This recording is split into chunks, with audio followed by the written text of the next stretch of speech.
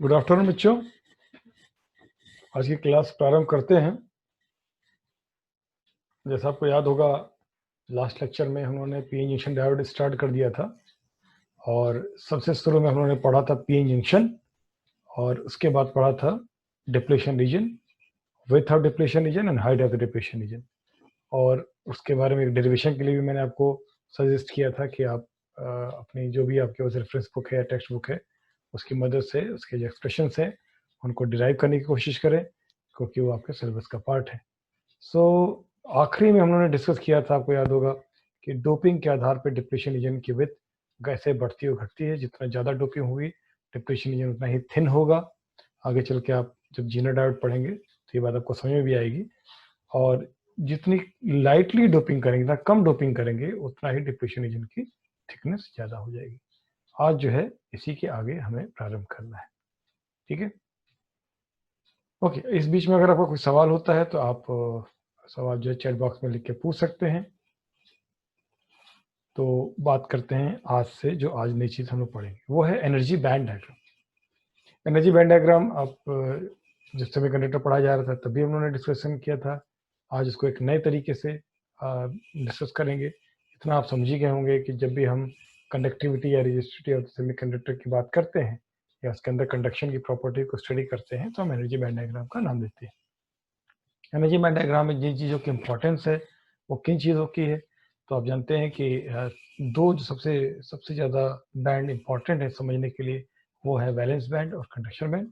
लेकिन पूरे बैंड की जो थिकनेस है वो हमारे आगे के डिस्कशन में पार्टिसिपेट नहीं करने वाली है। हम केवल bottom of the conduction band और top of the valence band की बात करेंगे, क्योंकि इन्हीं दिनों के बीच का जो गैप होता है वो एनर्जी बैंड गैप होता है। और कंडक्शन के लिए ज़रूरी है कि किसी भी तरीके से जो चार्ज कैरियर है इस बैंड गैप को क्रॉस करें, बैंड गैप को पार पाएं और कंडक्शन कर सकें, क्योंकि कंडक्शन के लिए ज़रूरी है कि इलेक्ट्रॉन को कंडक्शन बैंड में पहुंचाना। हम लोगों ने दो तरह के एक्सट्रिंजिक सेमीकंडक्टर के बारे में बात कर ली है, पी टाइप और एन टाइप सेमीकंडक्टर। मैं यहाँ पर उन दोनों के लिए एनर्जी बैंड डायग्राम का जो बैंड डायग्राम है उसको एक साथ आपको दिखाने की कोशिश कर रहा हूँ। आप ऊपर के हिस्से में देख रहे होंगे कि पी टाइप और एन टाइप का सेमीकंडक्टर है और उसी के रेफरेंस में नीचे उनका एनर्जी बैंड डायग्राम ड्रॉ किया गया है। यहाँ पर एनर्जी के वैल्यू को ऊपर की ओर बढ़ते हुए दिखाया गया है। तो एरो जो लेफ्ट साइड में दिखाया गया इसका मतलब है कि एनर्जी की वैल्यू ऊपर की ओर बढ़ रही है। अब आप देख पा रहे होंगे पी साइड में कि एक ये EVP लिखा हुआ है, ब्लू कलर से ड्रॉ है लाइन। इसका मतलब क्या है, ये top of the valence band है और इसके नीचे ये क्या, बहुत सारे जो आपको बॉल्स जैसे नजर आ रहे हैं आपको, हॉलो बॉल्स, ये क्या है, they are holes of electrons. और इसी तरीके से कि रेड कलर की एक लाइन दिख रही है इसको हम ECP कह रहे हैं। ये कंडक्शन बैंड का बॉटम है जिसके अंदर कुछ एक दो आपको गोल्डन बॉल जैसे नजर आ रहे हैं, दे आर एक्चुअली इलेक्ट्रॉन। आप जानते हैं कंडक्शन बैंड में इलेक्ट्रॉन होता है। तो इस तरीके का सफिक्स लगाने का क्या मतलब है, E फॉर एनर्जी, C का मतलब हो गया कि कंडक्शन बैंड की बात हो रही है, और अगर P लिखा है तो इसका मतलब क्या हो गया कि हम P टाइप सेमीकंडक्टर की बात कर रहे हैं। तो ECP और EVP का मतलब आप मेरे ख्याल से समझ पाए होंगे। इन दोनों के बीच में एक और कर्व ड्रा, एक और लेवल ड्रा है, एक इमेजिनरी लेवल ड्रा जिसको हम कह रहे हैं EF, Fermi level. Fermi level के बारे में काफ़ी डिटेल में वो डिस्कशन किया जा चुका है। जिन लोगों का वो लेक्चर अगर छूट गया हो किसी वजह से तो वो यूट्यूब पर जाकर मेरे चैनल पे वो लेक्चर देख सकते हैं, ठीक है। इसी तरीके से अब एन टाइप में आइए। एन टाइप में भी सारी वही सब चीज़ें हैं। EVN है, एन इसलिए लगा दिया क्योंकि अब हम एन टाइप सेमीकंडक्टर की बात कर रहे हैं। इधर EVP था तो इधर EVN है करस्पॉन्डिंग, और ECP के करस्पॉन्डिंग ही ECN है, ठीक है। फिलहाल हम ये मान के चल रहे हैं कि पी टाइप और एन टाइप सेमीकंडक्टर दोनों जो है किसी एक ही सेमीकंडक्टर मटेरियल के हैं, आइदर सिलिकॉन और जर्मेनियम। तो दोनों ही सिलिकॉन के मान के चले अगर एक मिनट के लिए, तो EVN और ECN ECP और EVP के ठीक सामने होंगे और इनके बीच का जो गैप होगा वो EG ही होगा। लेकिन EF की पोजीशन ECN में ECN के सॉरी एन टाइप सेमीकंडक्टर में ECN के करीब होगी। क्यों करीब होगी ये हम डिस्कस कर चुके हैं। और एक चीज और भी आपने नोटिस किया होगा कि इस कर्व में हमने एक्सेप्टर लेवल और डोनर लेवल को नहीं दिखाया है। उसके बारे में आपको मालूम ही है कि डोनर लेवल जो है वो EVN टाइप सेमीकंडक्टर में EF से थोड़ा ही नीचे होता है, जो यहाँ शो नहीं किया गया है। और एक्सेप्टर लेवल जो होता है वो पी टाइप सेमीकंडक्टर में ईएफ से थोड़ा ही ऊपर होता है। तो जहां पर ईएफ है उसी के पास आप समझ लीजिए कि एक्सेप्टर लेवल और डोनर लेवल होंगे।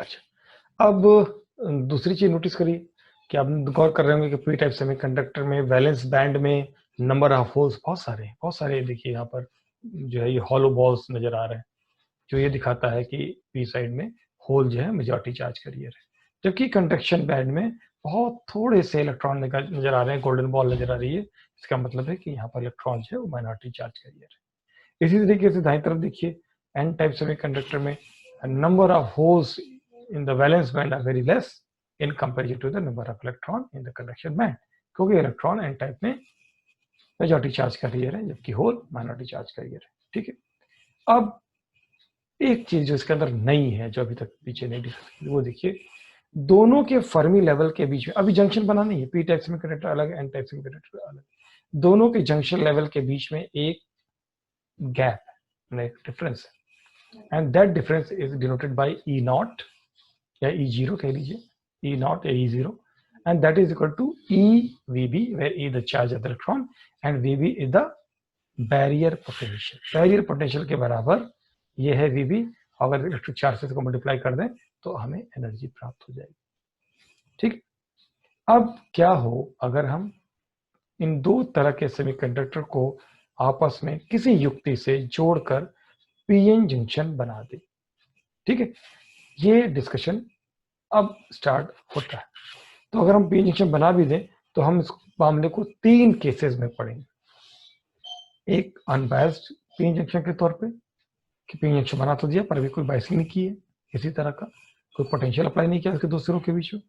दूसरा बायस्ड को 2 हिस्सों में पढ़ते हैं, forward biasing and reverse biasing. मुझे नहीं लगता कि फॉरवर्ड बायसिंग रिवर्स बायसिंग क्या होता है बताने की आपको जरूरत है, आप अच्छी तरह से वाकिफ हैं। सो ई नॉट के बारे में जैसे हमने अभी बात की कि ई नॉट की वैल्यू जो है ये पीछे के फिगर से देख सकते हैं कि ईसीपी और ईसीएन के बीच के डिफरेंस के बराबर होती है, या अगर वैलेंस की बात करें तो ईवीपी और ईएन के डिफरेंस के बराबर होती है। इसका मतलब जरा देखिए यहाँ पर ये क्या कह रहा है, ये कह रहा है कि ईसीपी और ईसीएन यह तो आमने सामने लग रहे हैं, तो इन दोनों के जो अंतर कहाँ है, यानी अंतर है वो जब P और N अलग अलग दिखाए गए हैं तो सामने सामने रख दिए गए, तो इन दोनों के डिफरेंस के बराबर होते हैं, ECP और ECN के डिफरेंस के बराबर होते हैं, जो यहाँ भी नहीं जरूरी यार, आपको भी दिखिएगा, मैं स्लाइड दिखाऊंगा।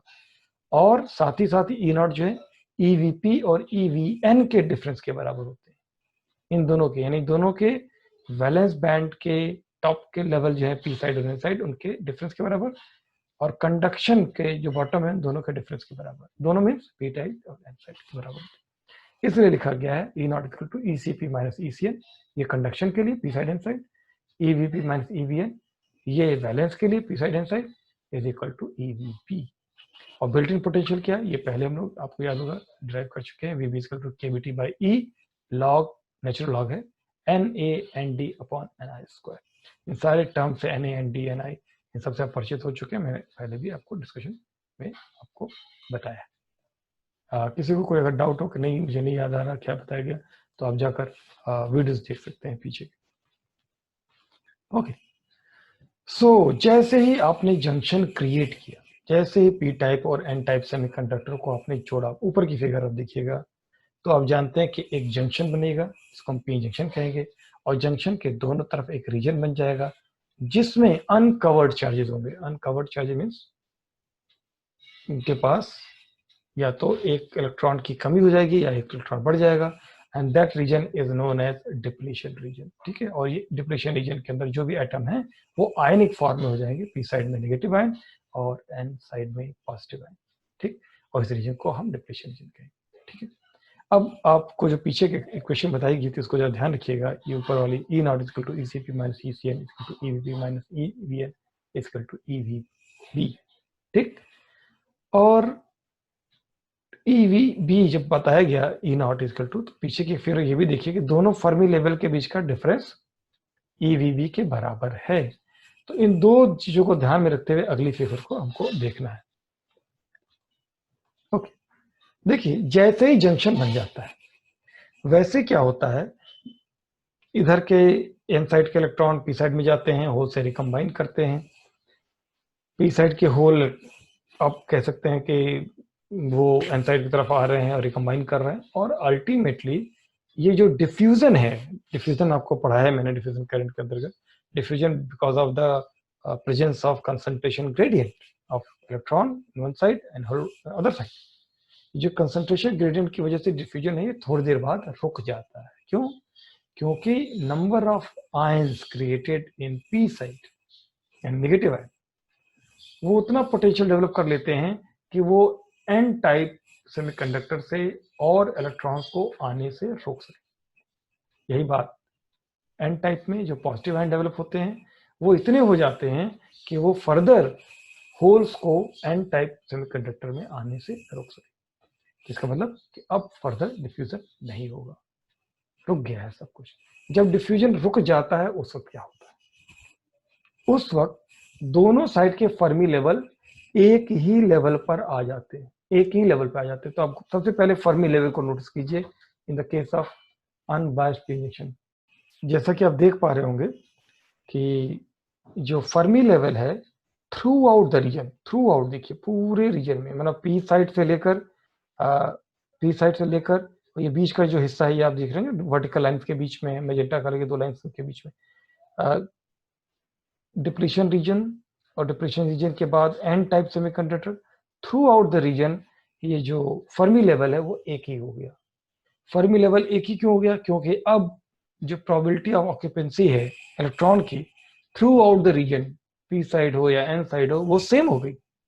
जब सेम हो गई तो इलेक्ट्रॉन की एनर्जी का वो लेवल जिसे फर्मी लेवल कहेंगे वो पूरे रीजन में फिर एक हो जाएगा। ये बहुत इंपॉर्टेंट बात मैं बता रहा हूँ, इसको जरा बहुत अच्छे से समझिएगा, क्योंकि बैंड थ्योरी ऑफ सॉलिड में भी आपको ये बात बताई जाएगी। ये इलेक्ट्रॉनिक्स के लिए इसको जानना बहुत जरूरी है, सॉलिड स्टेट में बैंड थ्योरी ऑफ सॉलिड में भी इसको आपको डिस्कस किया जाएगा। ओके, तो अगर दोनों तरफ की फर्मी लेवल सेम हो जाए, और आपको याद होगा कि थोड़ी देर पहले मैंने कहा था कि दोनों तरफ की फर्मी लेवल के बीच में डिफरेंस होता है और कितना होता है, EV के बराबर होता है। तो अगर दोनों तरफ की फर्मी लेवल सेम हो जाए तो सेम कैसे होंगे? इसका मतलब ये हुआ कि दो जो एक तरफ के लेवल से, एनर्जी लेवल से, और दूसरे तरफ के एनर्जी लेवल से वो एक दूसरे के रिलेटिव में खिसके, शिफ्ट हुए। There will be a shifting of energy level with respect to each other. Each other means energy level of n type with respect to energy level of p type. इस तरीके से खसके कि EF एक दूसरे के एकदम आमने सामने आ गए, आमने सामने आ गए, तभी तो सेम लेवल पर हो गए और इक्विलिब्रियम एस्टैब्लिश हो गया, डिफ्यूजन रुक गया। लेकिन अगर EF मान लीजिए कि शिफ्ट होता है, एक तरफ की ओर से ऊपर उठता है, एक तरफ से नीचे उठता है, नीचे जाता है, और फिर दोनों एक लेवल पर आ जाते हैं। इसको आप तुलना कर सकते हैं, जैसे तराजू होता है ना। तराजू पर अगर आप कोई वजन रखते जाते हैं और इधर के उन्होंने वेट रखा हो, इधर के कोई सामान आपने चढ़ाया, तो क्या होता है, पहले जब इधर के वजन रखा हो उधर, तो उसका तराजू का जो पड़ला होता है वो नीचे होता है और एक ऊपर होता है। उसके बाद दोनों पैन क्या होते हैं, एक नीचे से ऊपर जाता है और दूसरा ऊपर से नीचे आता है, ठीक। और जब दोनों तरफ वेट इक्वल हो जाते हैं तो क्या होता है, दोनों तरफ के जो पैन होते हैं, पड़ले जो होते हैं, वो एक लेवल पर आ जाते हैं। तो यहाँ भी वही मामला है।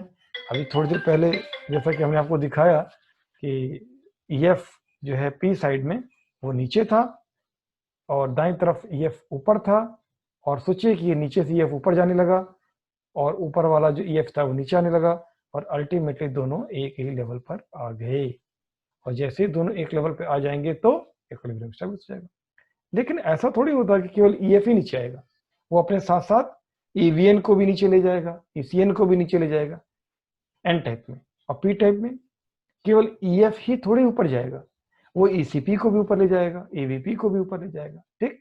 तो इस वजह से आप देख रहे होंगे कि जो एक स्टेप जैसा होता है ना, एक सीढ़ी बनती है, उस तरीके की शिफ्टिंग हो गई। अब शिफ्टिंग के बाद क्या पोजीशन है जरा गौर कीजिए, ECP माइनस ECN। अब गौर कीजिए, पहले तो मैंने दिखाया था तो ECP और ECN एकदम आमने सामने थे, यहाँ देखिए एक दूसरे के आमने सामने थे। लेकिन अब अगर मान लीजिए कि एक तरफ वाले को, एन टाइप वाले को हम नीचे खसकाएं और एक तरफ पी टाइप वाले को थोड़ा सा ऊपर खसकाएं, है ना, दोनों को एक साथ, जो 3 लेवल दिखाए गए हैं, conduction, valence and Fermi level, एक तरफ वाले को, एन टाइप वाले को नीचे, पी टाइप वाले को ऊपर खसकाएं, तो क्या होगा, तो ये ऐसी फिगर बन जाएगी। अब जब इक्विलिब्रियम स्टेब्लिश हो जाएगा उस वक्त क्या होगा, एक तरफ का कंडक्शन लेवल ECP, दूसरे तरफ के कंडक्शन लेवल ECN के बीच में कितना डिफरेंस क्रिएट हो जाएगा, E0। अभी आपको याद होगा मैंने क्वेश्चन यहाँ लिखी थी, ECP minus ECN equal to E0। ठीक,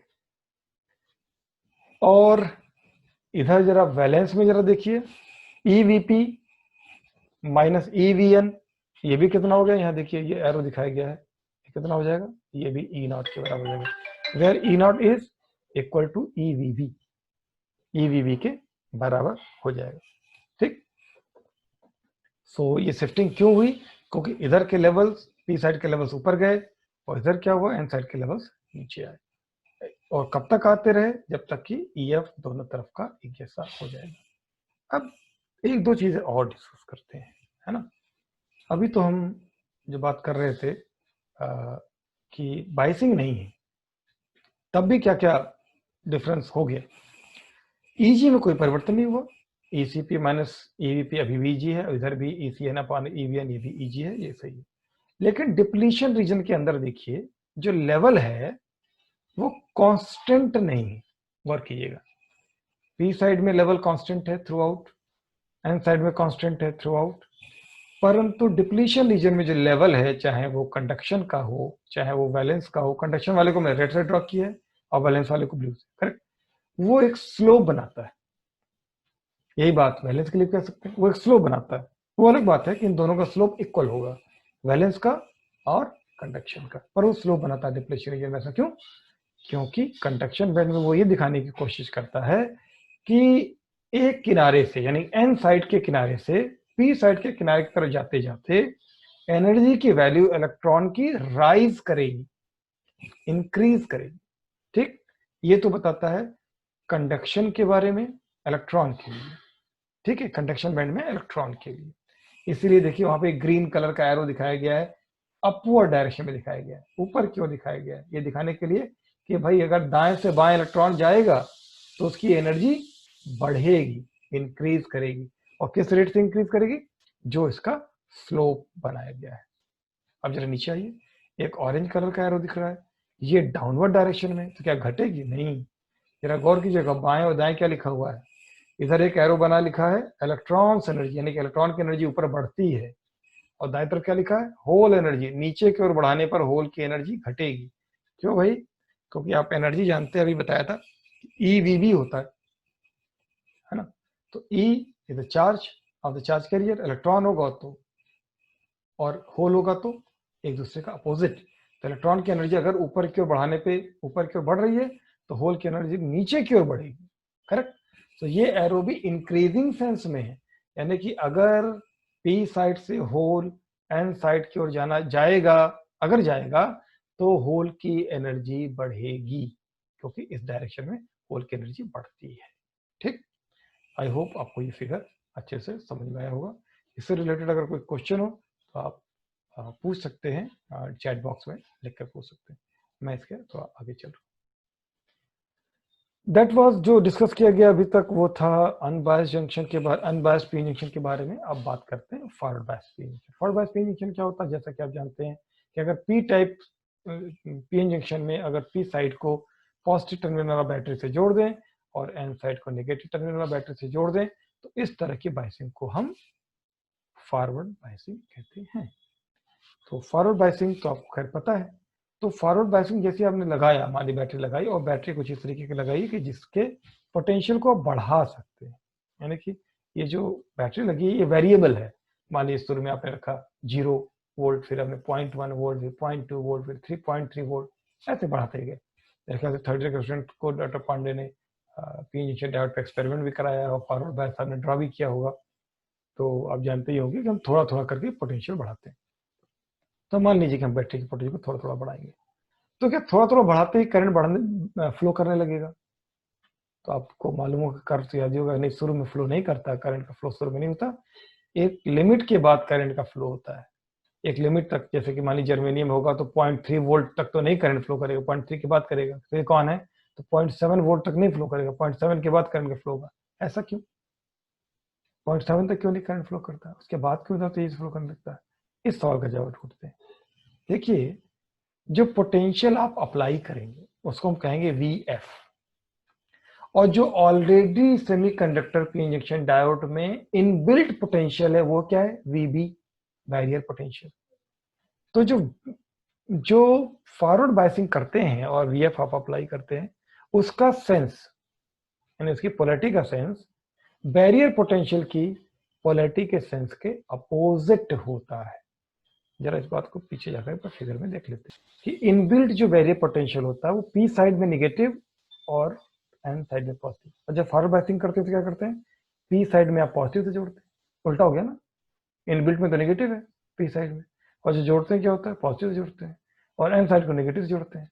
तो जो इनबिल्ट पोटेंशियल है उसके कंपेरिजन में ठीक उसका उल्टा इनबिल्ट पोटेंशियल होता है। यहाँ देखिए आपने जब बायसिंग की तो कैसा पोटेंशियल लगाया था और वहां पे कैसा इनबिल्ट पोटेंशियल था, ठीक है। सो इफेक्टिव पोटेंशियल जो होगा, एक्चुअली पी इंजेक्शन डायोड को जो पोटेंशियल फील होगा, आपने लगाया VF, उसके पास ऑलरेडी थी उसका उल्टा VB मौजूद था, तो इफेक्टिव पोटेंशियल क्या होगा, तो कहेंगे VT, यानी VT कहते हैं। तो ये जो इफेक्टिव पोटेंशियल होगा ये क्या होगा, VB माइनस VF होगा, ठीक, तो एक दूसरे का अपोजिट सेंस में। तो जब तक VF VB से कम होगा तब तक VT क्या होगा, नेगेटिव। सॉरी, जब तक VF की वैल्यू VB से कम होगी, VB मान लीजिए कि 0.7 है और VF की वैल्यू 0.7 से कम है, इसको VF माइनस VB लिखना चाहिए था मुझे, आई थिंक मैंने उल्टा लिख दिया, it should be VF minus VB, correction कर लीजिए, VF माइनस VB होना चाहिए। ओके, तो जब तक VF VB से कम होगा तो VT की वैल्यू निगेटिव आएगी, इसका मतलब है कि करंट का फ्लो ही नहीं होगा। तो करंट का फ्लो कब स्टार्ट होगा, जब VF VB के बराबर हो जाए, तब लगाया हुआ पोटेंशियल और इनबिल्ट पोटेंशियल दोनों इक्वल हो जाएंगे, इफेक्टिव पोटेंशियल हो जाएगा 0। अब VF VB से ज्यादा करते हैं अगर आप, पहले केस को डिस्कस किया VF VB से कम तो इक्वल, अब करें VF VB से ज्यादा, यहाँ क्वेश्चन में जरा चेंज कर लीजिएगा, VF माइनस VB कर लीजिएगा, पॉलिटी में लिखने में गलती हुई।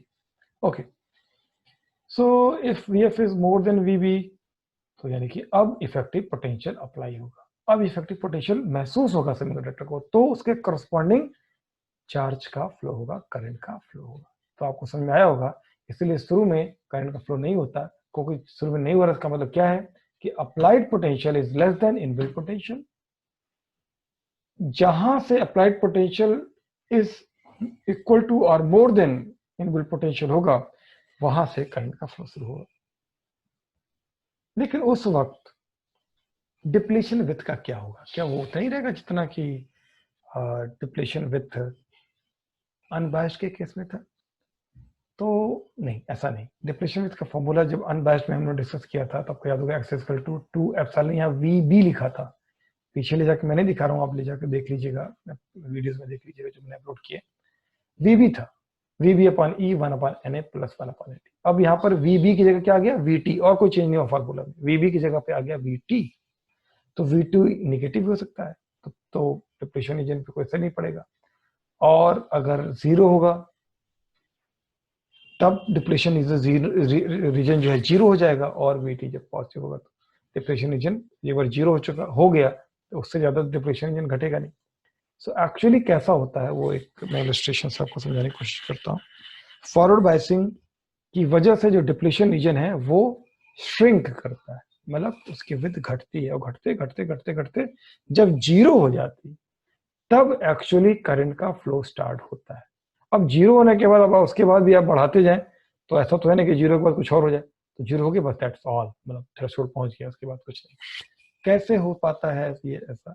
देखिए ऊपर के इंजेक्शन डायोड में आप दिखा हुआ है कि बाएं तरफ हमने प्लस लिखा हुआ है, दाएं तरफ माइनस लिखा हुआ है, मतलब दिखाने के लिए कि हमने पी टाइप वाले हिस्से को positive terminal of the battery से जोड़ दिया है, इसको एनोड टर्मिनल कह रहे हैं, और इसको नेगेटिव टर्मिनल ऑफ बैटरी से जोड़ दिया, इसको कैथोड टर्मिनल कह रहे हैं, ठीक।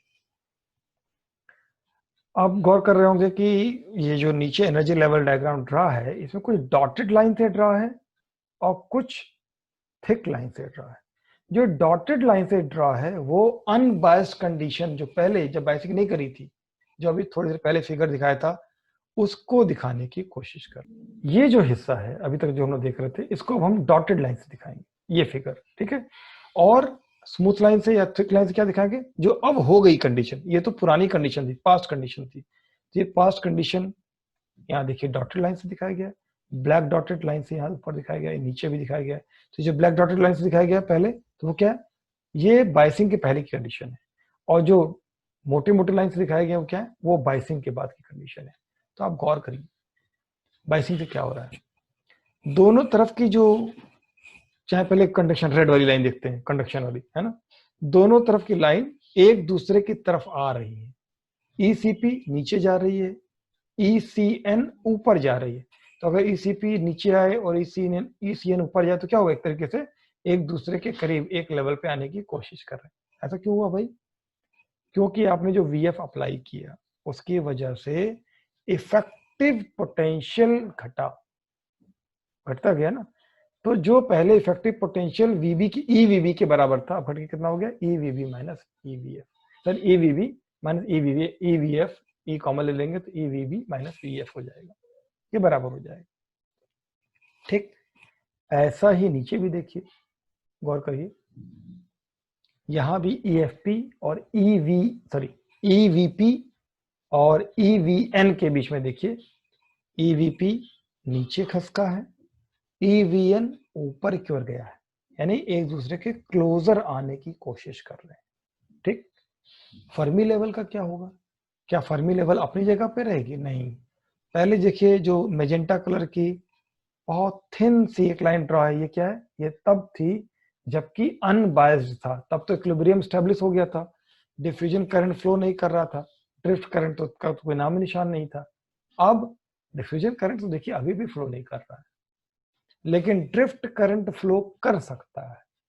तो अगर ड्रिफ्ट करंट फ्लो करेगा तो एवीएफ दोनों तरफ सेम लेवल पे नहीं होंगे, जैसे बाकी के लेवल्स, कंडक्शन का लेवल, बैलेंस का लेवल खसक रहा है, एक तरफ ऊपर एक तरफ नीचे खसक रहा है, वैसे ही फर्मी का लेवल देखिए, पहले एन साइड में देखिए ऊपर गया, ये मोटा सा मेजेंटा लाइन ड्रॉ किया गया है, ऊपर क्यों गया, और पी साइड में देखिए फर्मी लेवल क्या गया, नीचे गया, नीचे खसक गया, देख रहे हैं आप, खसक गया।